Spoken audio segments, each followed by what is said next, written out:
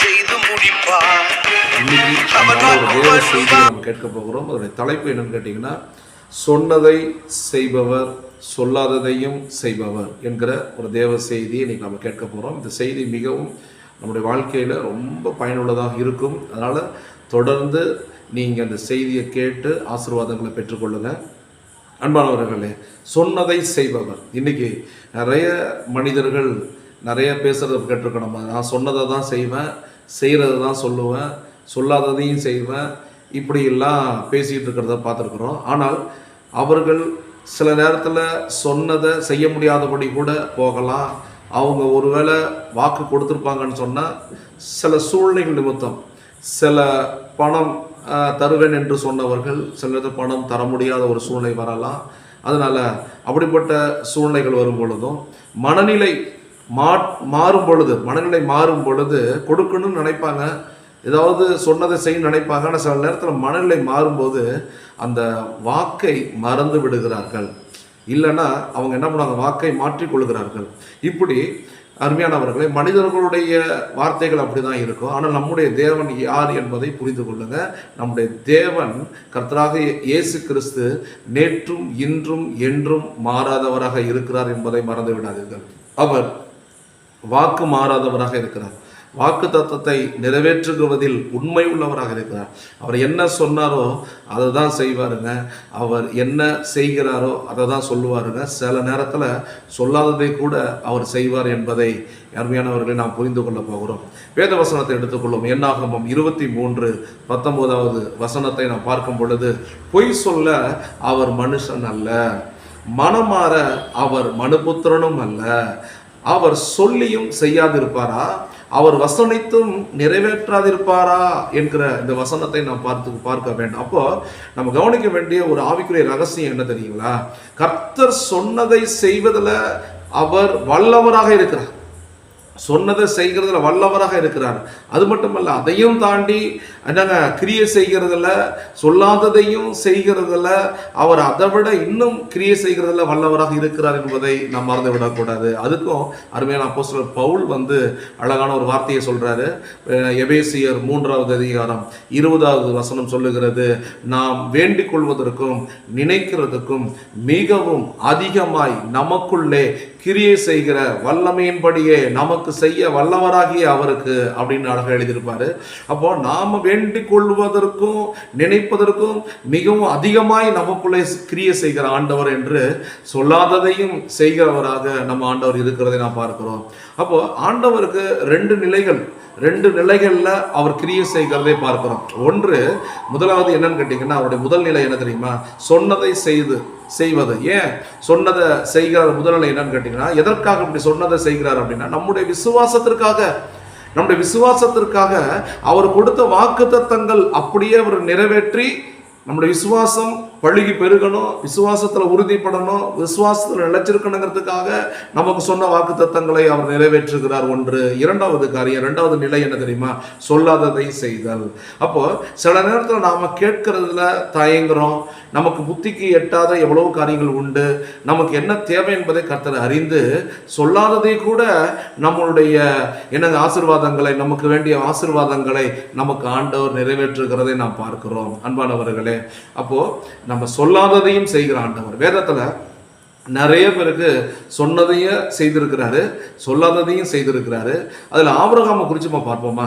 Abraham, அவனுக்கு 100 வயது உங்களுக்கு தெரியும். அவனுடைய மனைவி சாராளுக்கு 90 வயது. மனித ரீதியாக பார்க்கும் பொழுது அவர்களுக்கு பிள்ளை பிறக்க வாய்ப்பே கிடையாது. ஆபிரகாமுக்கு பிள்ளைய கொடுக்கக்கூடிய தன்மை இல்லை. அவன் இழந்து விட்டான். அடுத்தது சாராளை பார்க்கும் பொழுது கர்ப்பவதி ஆவதற்கான நிலை கிடையாது. அப்படிப்பட்ட சூழ்நிலையில கர்த்தர் ஆபிரகாமை சந்தித்து, நான் உனக்கு ஒரு குமாரனை தருவேன், அவனுக்கு ஈசாக் என்று நீ பெயர் சொல்றன்னு சொல்லி ஆண்டவர் அவனுக்கு ஒரு குமாரனை தருவேன் என்று சொல்லி கர்த்தர் பேசுகிறதை நான் பார்க்கிறோம். அப்போ கர்த்தர் ஒரு வாக்குத்தத்தம் கொடுக்கிறது என்னன்னு கேட்டீங்கன்னா, என்ன சொல்றாரு அப்படின்னா, நான் உனக்கு ஒரு குமாரனை தருவேன், அவனுக்கு ஈசாக்குன்னு பெயர் சூட்டணும்னு சொல்லி ஆண்டுகள் பல கடந்து போனாலும் கர்த்தருடைய வார்த்தை மாறவே இல்லை. ஏறக்குறைய 100வது வயதுல, ஆபிரகாமுடைய 100வது வயதுல அவர் சொன்னதை ஏறக்குறைய 25 ஆண்டுகள் 25 ஆண்டுகள் விசுவாசத்திலேயே நடந்து வந்த அந்த ஆபிரகாமுக்கு ஆண்டவர் சொன்ன வார்த்தையை, வாக்குத்தத்தத்தை ஆண்டவர் நிறைவேற்றினார். அன்பானவர்களே, வேதம் சொல்லுகிறது, ஆதியாகமம் 21:1-2 நீங்க படிச்சு பார்த்தீங்கன்னா தெரியும், கர்த்தர் தாம் சொல்லி இருந்தபடி சாராள் மேல் கடாய்ச்சமானார். கர்த்தர் தாம் உரைத்தபடியே சாராளுக்கு செய்தருளினார். சாராள் கர்ப்பவதியாகி தேவன் ஆபிரகாமுக்கு குறித்திருந்த காலத்திலே அவனுக்கு முதிர் வயதில் அவனுக்கு ஒரு குமாரனை பெற்றாள் என்று எழுதப்பட்டிருக்கிறது. அன்பான கர்த்தருடைய பிள்ளைகளே, இங்க கர்த்தர் தான் சொன்னபடியே ஈசாக்கு என்கிற ஒரே குமாரனை ஆபிரகாமுக்கு கொடுத்து சொன்னதை செய்தாருங்க. அருமையானவர்களே, அது மட்டுமல்ல, சொல்லாததையும் அவர் செய்தாருங்க. அது என்ன தெரியுமா? வசனத்தை நீங்க படிச்சு பார்க்கலாம். ஆபிரகாம் கர்த்தரிடத்துல கேட்டது, தன்னுடைய வம்சத்தை நடத்துவதற்கு ஒரே ஒரு வாரிசு தான், எனக்கு ஒரு பிள்ளை வேண்டும் என்பதுதான் அவனுடைய முக்கியமான ஜெபமாக இருந்தது. ஆனா கர்த்தர் அவனிடம் முன்னமே சொல்லாத ஒரு காரியம் இருக்குது. ஆண்டவர் சொல்றார், நான் உன்னை ஆசீர்வதிக்கவே ஆசீர்வதித்து உன் சந்ததியை வானத்தின் நட்சத்திரங்களை போலவும் கடற்கரை மணலை போலவும் என்ன பண்ணுவானா, பெருகவே பெருக பண்ணுவேன் என்று சொல்லுகிறதை நாம் பார்க்கிறோம். ஆதியாகமம் 22:17 வசனம் இப்படி சொல்லுகிறதை பார்க்கிறோம். ஒரே ஒரு மனுஷனை தருவதாக கர்த்தர் சொன்னாரு. என்னங்க, சொல்லாமல் விட்டது என்ன தெரியுமா? சொல்லாததை என்ன நிறைவேற்றினார் தெரியுமா? உன்னுடைய சந்ததியை கடற்கரை மணலை போல, வானத்தின் நட்சத்திரங்களை போல, எண்ண முடியாத அளவுக்கு உன் சந்ததியை நான் பெருக பண்ண போகிறேன். அது மட்டுமல்ல, சகல ஜாதிகளுக்கு நீ தகப்பனாக போகிற. இந்த சிலாக்கியத்தை ஆபிரகாமுக்கு கர்த்தர் கொடுத்தது, சொல்லாததை செய்தது. ஆமென். புரிஞ்சுக்கிட்டீங்களா? அப்போ ஆண்டவர் என்னங்க, ஸ்தோத்திரம், நிறைய பேருக்கு சொன்னதை மட்டுமல்ல சொல்லாததையும் செய்து அவர்களை ஆசீர்வதித்திருக்கிறார். சரி, நாம அடுத்த ஒரு மனிதனை நாம் பார்க்க போகிறோம். சாலமோன் ராஜாவை குறித்து நம்ம பார்க்கலாம். தாவீது ராஜாவுக்கு பிறகு என்னங்க, ஒரு இளம் வயதிலேயே இஸ்ரவேல் ஜனங்களுக்கு ராஜாவாக சிங்காசனத்தில் அமரக்கூடிய அந்த கிருபை யாருக்கு கிடைச்சிச்சுன்னா சாலமோனுக்கு தான் கிடைச்சிச்சு. ஒரு பெரிய கூட்டம், ஒரு பெரிய ஜன கூட்டம், எப்படி வழி நடத்துவது என்று தெரியல, திகைத்து கொண்டிருக்கிறான். கிபியோன் என்கிற அந்த இடத்துக்கு போய் 1000 சர்வாங்க தகன பலிகளை செலுத்தி விட்டு அவன் அந்த இடத்துல இரவுலே அவன் தூங்கிக்கிட்டு இருக்கிறான். அப்பொழுது அவனுக்கு கர்த்தர் என்ன பண்றாங்க, அவனோட சொப்பன மூலமாய் பேசுகிறதை பார்க்கிறோம். உனக்கு என்ன வேணும் கேள் அப்படின்னு சொல்லி ஆண்டவர் கேட்பாரு.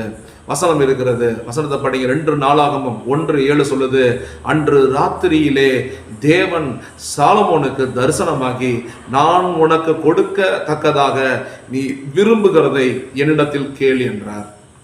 அன்பான பிள்ளைகளே, இந்த நாட்களில் ஆண்டவர் அவனிடத்துல என்ன வேண்டும் என்று கேட்கும் பொழுது அவன் என்னங்க, இந்த ஜனங்களை நடத்தக்கூடிய, நியாயம் தீர்க்கக்கூடிய எனக்கு ஒரு ஞானமுள்ள இருதயத்தை எனக்கு தாங்க என்று கேட்ட பிறகு கர்த்தர் அவன் மேல ரொம்ப பிரியமாக இருந்தாருங்க.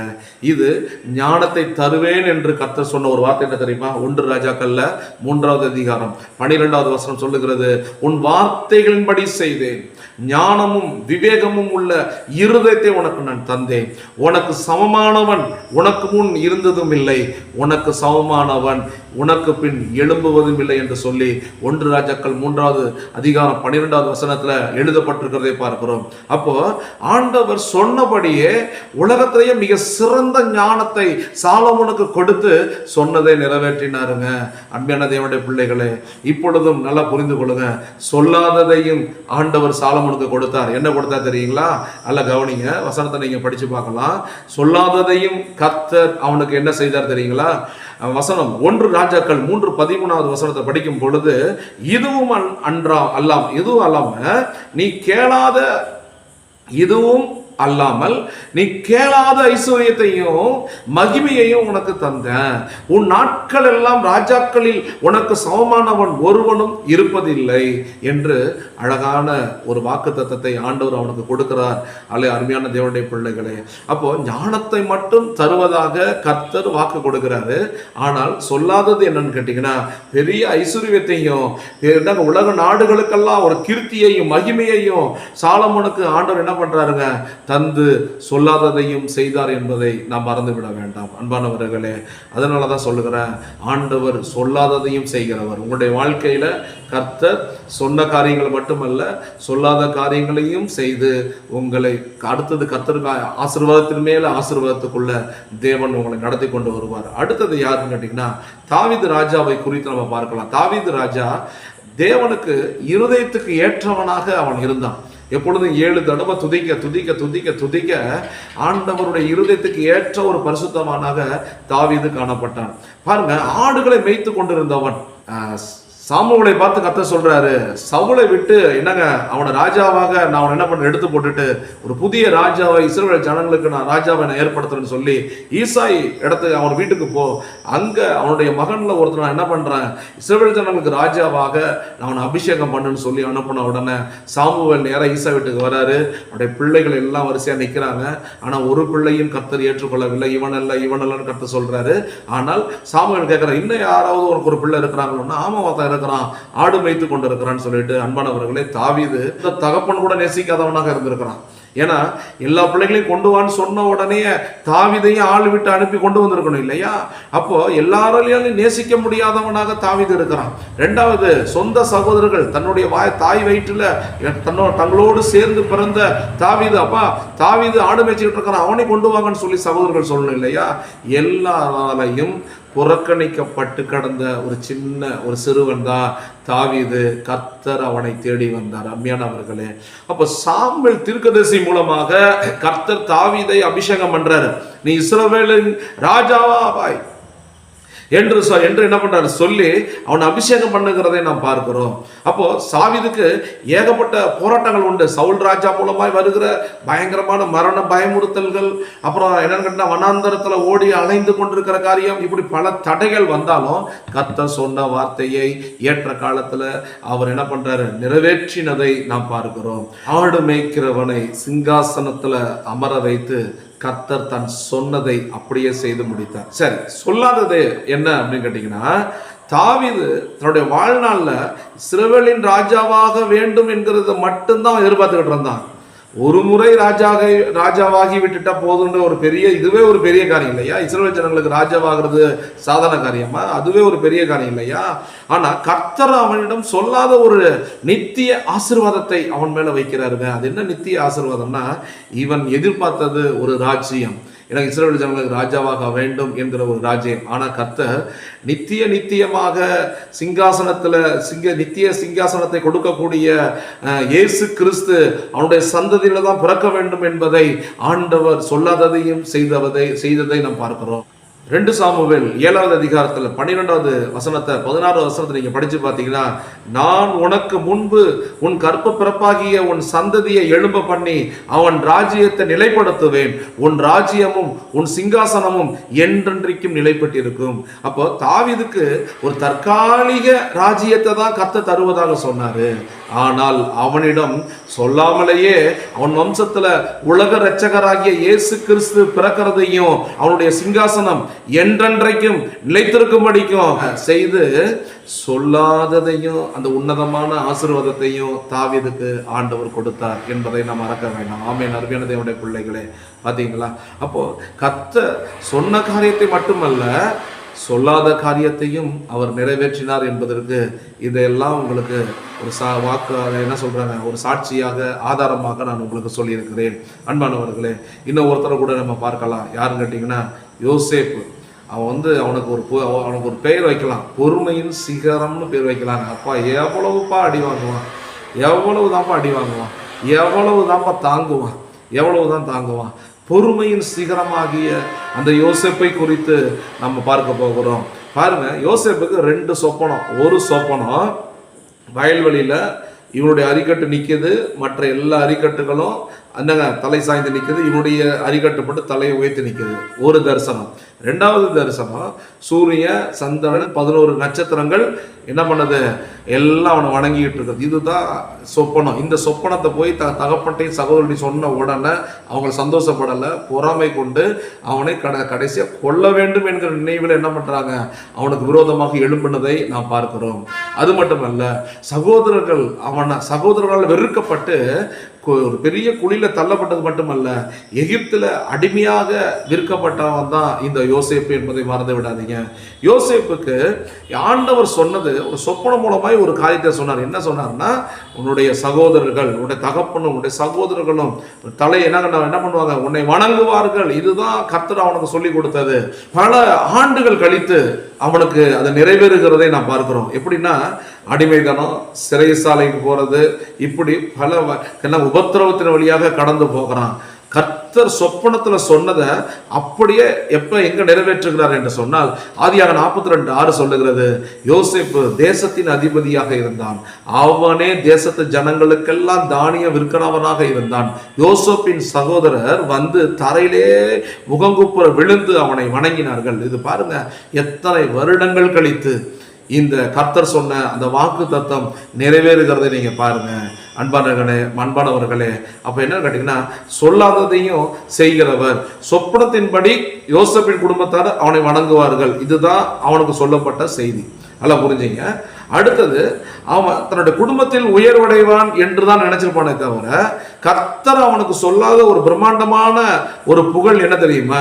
நீங்க நல்லா படிங்க. ஆதியாகமம் 41வது அதிகாரத்துல 39-40 படிச்சு பார்த்தீங்கன்னா, பார்வோன் யோசேப்பை பார்த்து, நீ என் வீட்டுக்கு அதிகாரியாக இருப்பாய், உன் வார்த்தையின்படியே என் ஜனங்கள் எல்லாரும் நடக்க கடவர்கள், சிங்காசனத்தில் மாத்திரம் உன்னிலும் நான் பெரியவனாக இருப்பேன் என்றார். பாத்தீங்களா அருமையானவர்களே, குடும்பத்துல உயர்வை மட்டும் என்னங்க காட்டிய கர்த்தர் சொல்லாமலேயே எகிப்து தேசம் முழுவதும் அவனை அதிபதியாக்கி பார்வோனுடைய முத்திரை மோதிரத்தையும் அவனுக்கு கொடுத்து சொல்லாத பேர் அதிகாரத்தை யோசேப்புக்கு கர்த்தர் கொடுத்தார் என்பதை மறந்து விடாதீர்கள் அருமையானவர்களே. அப்போ என்ன சொல்ல வரோம் அப்படின்னு சொன்னா, இன்று நாம் தியானித்த இந்த பரிசுத்தவான்களுடைய வாழ்க்கையில ஒரு பெரிய என்னங்க ஆசீர்வாதங்கள் என்னவென்று கேட்டால், ஆபிரகாமுக்கு ஒரு மகனை சொல்லி விட்டுட்டு ஒட்டுமொத்த சந்ததிகளுக்கும் என்னங்க அவனை ஒரு தகப்பனாக ஆண்டவர் என்ன பண்றாருங்க கொடுத்ததை நம்ம பார்க்கிறோம். சொல்லாத ஒரு காரியம். தாவீதுக்கு ஒரு ராஜ்யத்தை தருவன் சொல்லிட்டாரு, ஆனா நித்திய சிங்காசனத்தை கொடுக்கிற இயேசு உன் சந்ததிகள் தான் பிறப்பார் என்று சொல்லி, இயேசுக்கு கூட தாவீதின் குமாரன் என்ற ஒரு பெயர் உண்டு. அப்ப என்ன கேட்டீங்கன்னா, தாவீதுடைய சந்ததியில் தான் இப்படிப்பட்ட நித்திய சிங்காசனத்தை கொடுக்கிற இயேசு கிறிஸ்து பிறப்பார் என்பதையும் சொல்லாத காரியத்தை ஆண்டவர் செய்கிறாரு. சாலமோனுக்கு நீங்க பார்க்கும் பொழுது, சாலமன் அந்த ஜனங்களை நடத்துவதற்கு, அவர்களை விசாரிப்பதற்கு எனக்கு ஞானம் தான் வேணும் அப்படிங்கிறான். ஞானம் உள்ள ஒரு இருதயம் வேணும் கேட்கிறான். ஆனா கர்த்தர் அவனுக்கு ஞானத்தை கொடுப்பது மட்டுமல்ல, அவனுக்கு ஐஸ்வர்யத்தை கொடுக்கிறாரு, அவனுக்கு மகிமையை கொடுக்கிறாரு. உலகத்துல எல்லா நாட்டு ராஜாக்களை பார்க்கணும், என்னங்க அவனை போல யாரும் என்று சொல்லி அவனோட பேரை பெருமைப்படுத்துகிறதை நம்ம பார்க்கிறோம். கடைசியாக யோசேப்பு குறித்து பார்த்தோம். யோசேப்பு குடும்பத்துல உயர்வாக அவன் என்ன பண்ணுவான், எல்லாரும் அவனை வணங்குவார்கள் மட்டும்தான் சொன்னாரு. ஆனால் எகிப்து தேசத்துடைய அதிகாரத்தையே கர்த்தர் அவனுக்கு கொடுத்ததை அவன் சொல்லவே இல்லை. அன்பானவர்களே, இப்பொழுதும் உங்கள் மத்தியில கிரியை செய்து கொண்டிருக்கிறார் ஆண்டவர். இந்த செய்தியை கேட்டுக்கொண்டிருக்கிற உங்கள ஆண்டவர் சொல்றாரு, உங்க தனிப்பட்ட வாழ்க்கையா இருக்கட்டும், உங்களுடைய ஊழியமாக இருக்கட்டும், உங்க குடும்பமா இருக்கட்டும், கர்த்தர் இன்னைக்கு சொன்ன வாக்குத்தத்தங்களை நிச்சயமாய் அவர் நிறைவேற்ற போகிறார். அதில் அவர் உண்மையுள்ளவராக இருப்பார் என்பதை மறந்து விடாதீர்கள். அது மட்டுமல்ல, உங்களுக்கு சொல்லாத மறைவான ஆச்சரியமான பெரிய ஆசீர்வாதங்களையும் நன்மைகளையும் இயேசு உங்களுக்கு இந்த செய்தி கேட்ட உங்களுக்கு நிச்சயமாய் அவர் செய்வார் என்பதை மறந்து விடாதீர்கள். அன்பானவர்களே, நம்முடைய ஆண்டவர் சொன்னதையும் செய்வார், சொல்லாததையும் செய்வார் என்பதை மறந்து விடாதீங்க. அவர்களே, இந்த தேவ செய்தி உங்களுக்கு மிகவும் ஆசீர்வாதமாக இருந்திருக்கும் என்பதில் சந்தேகம் இல்லை. தொடர்ந்து எங்களுடைய ஃபயர் ஃப்ளேம் டிவி நிகழ்ச்சி தேவ செய்திகளை அனைத்தையும் கேட்டு ஆசீர்வாதங்களை பெற்றுக்கொள்ளுங்கள். கர்த்தர் உங்களை ஆசீர்வதிப்பார். ஆமென்.